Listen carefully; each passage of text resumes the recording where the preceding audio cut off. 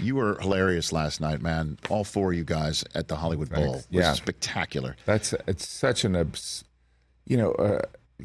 a strange experience, but so fun. And last night was pretty electric because it felt like it was hot from the beginning, right? We just walked out and people were having a good time. Yeah. And it was amazing. And it really was 4 ping pong balls and a hat. Yeah. Is that what it was? I mean, the great irony is like no one wants to go last and no one wants to go first.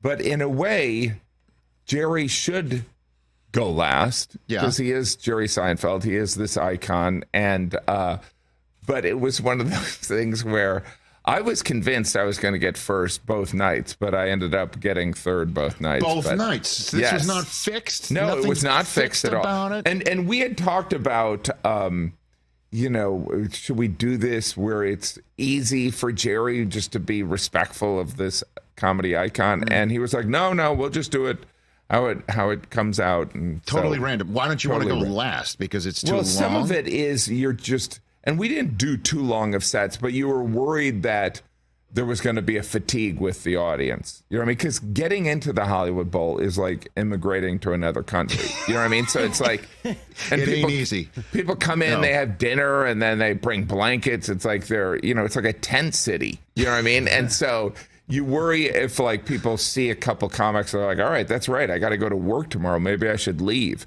So that's why you don't want to go last. But I feel like the momentum never really shifted. Not at all. And this was your first time playing the Hollywood Bowl? Yes. What does that look like when you see all these people just seemingly go all the way up to the back of the...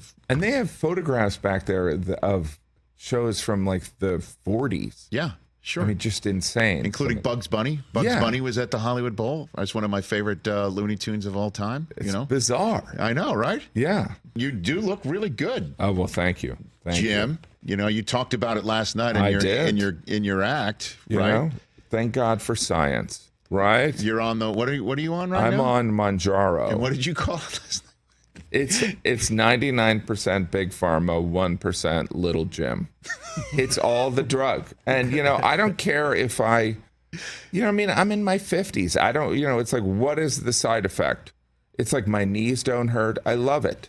And so, but you said it sounded like what? You said what was your line? That Manjaro sounded like. Oh, it sounds like an Italian restaurant. And welcome to Manjaro. When you hear, you're not eating anything. It's so weird because I love my Italian character, but like Sebastian was there, and I was like, is it rude to do it in front of? I mean, by the way, how great was Sebastian? Oh my God! I mean, he is so funny. When he said last night about going to the doctor's office. And that his sample is you could read the newspaper through and that it. other people's looks like scotch.